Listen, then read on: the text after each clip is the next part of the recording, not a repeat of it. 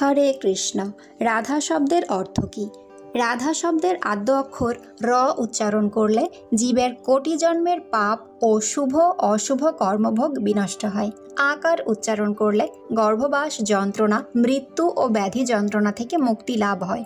ধ উচ্চারণ করলে জীবের আয়ু বৃদ্ধি পায় এবং শেষের আকার উচ্চারণ করলে এই দুঃখময় ভববন্ধন থেকে মুক্তি লাভ হয়। ব্রহ্মবৈবর্ত পুরাণে ব্যাসদেব লিখেছেন, রাধা নাম উচ্চারণ করলে জীবের অকল্যাণ অমঙ্গল বিনষ্ট হয়, এই বিষয়ে কোনো সন্দেহ নেই। রাধারানী কে? শ্রীমতী রাধারানী হচ্ছেন ভগবান শ্রীকৃষ্ণের আহ্লাদিনী শক্তি। আহ্লাদিনী শক্তি অর্থাৎ আনন্দদায়িনী শক্তি। ভগবান শ্রীকৃষ্ণের বাম অঙ্গ থেকে শ্রীমতী রাধারানীর আবির্ভাব হয়েছে। ভাদ্র মাসের শুক্লাপক্ষের অষ্টমী তিথিতে অনুরাধা নক্ষত্রে রাধা অষ্টমী ব্রত পালিত হয়। এবছর আগামী 31 আগস্ট 2025 শ্রী শ্রী রাধা অষ্টমী অর্থাৎ শ্রীমতী রাধারানীর আবির্ভাব তিথি। এদিন দুপুর 12টা পর্যন্ত উপবাস। তার আগের দিন অর্থাৎ 30 আগস্ট 2025 রাধা অষ্টমী ব্রত পালনের জন্য সংকল্প করতে হয় যে আমি আগামীকালকে শ্রীমতী রাধারানীর আবির্ভাব তিথি উপলক্ষে রাধা অষ্টমী ব্রত উপবাস পালন করব। রাধা অষ্টমী ব্রত পালন করলে কী ফল লাভ হয়ে থাকে? রাধা অষ্টমী ব্রত পালনের বিশেষ মাহাত্ম্য রয়েছে। পদ্মপুরাণে ব্রহ্মখণ্ডে 7ম অধ্যায়ে বর্ণনা করা হয়েছে, রাধা অষ্টমী ব্রত নিষ্ঠার সাথে পালন করলে 1000 একাদশী ব্রত পালনের সমান ফল লাভ হয়ে থাকে। ভগবান শ্রীকৃষ্ণ হচ্ছেন শক্তিমান এবং শ্রীমতী রাধারানী হচ্ছেন ভগবানের পূর্ণ শক্তি।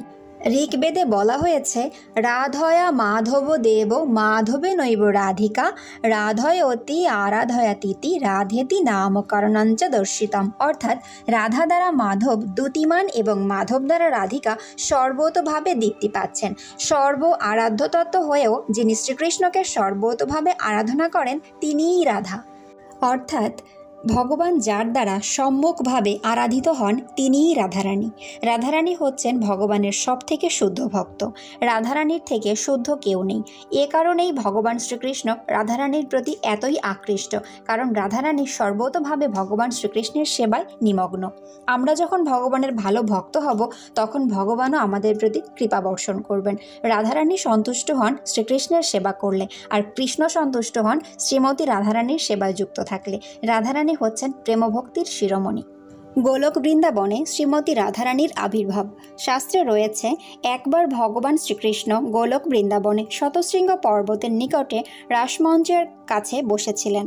তখন তিনি আনন্দ আস্বাদনের জন্য চিন্তা করছিলেন কিভাবে আনন্দ পেতে পারেন। সঙ্গে সঙ্গে শ্রীকৃষ্ণের বাম অঙ্গ থেকে শ্রীমতী রাধারানী আবির্ভূত হলেন এবং আবির্ভাবের সঙ্গে সঙ্গেই তিনি ধাবিত হলেন ভগবান শ্রীকৃষ্ণের সেবা করার উদ্দেশ্যে। এই হচ্ছে গোলক বৃন্দাবনে শ্রীমতী রাধারানীর আবির্ভাব কাহিনী। যেহেতু রাধা অষ্টমী ব্রতের উপবাস রয়েছে দুপুর 12টা পর্যন্ত, তাই কেউ যদি অভিষেক করতে চান তাহলে দুপুর 11টার মধ্যে অভিষেক শুরু করতে পারেন। সেক্ষেত্রে 11টার মধ্যে স্নান করে তিলক আচমন করে শুচিশুদ্ধ হয়ে রাধা মাধবের বিগ্রহ থাকলে পঞ্চগব্য, পঞ্চামৃত, দুধ, দই, ঘি, মধু, চিনির জল, ফলের রস, গঙ্গা জল ইত্যাদি দিয়ে অভিষেক করতে পারেন। কারোর যদি চিত্রপট থাকে তাহলে মানসে অভিষেক করতে পারেন এবং অভিষেকের পরে পূর্ণাঙ্গ আরতি করবেন। তারপর ভগবানকে ভোগ লাগাবেন, রাধা মাধবকে ভোগ লাগিয়ে প্রসাদ আস্বাদন করবেন। গৃহে যদি অভিষেক করেন তাহলে উপবাস ভঙ্গ করবেন চরণামৃত দিয়ে, তারপর প্রসাদ আস্বাদন করবেন। কেমন মনোভাব নিয়ে আমাদের রাধা অষ্টমী ব্রত পালন করা উচিত? শ্রীল ভক্তিবিনোদ ঠাকুর তার ভক্তিগীতিতে লিখেছেন, রাধা ভজনে যদি মতি নাহি ভেলা কৃষ্ণ ভজন তব অকারণে গেলা।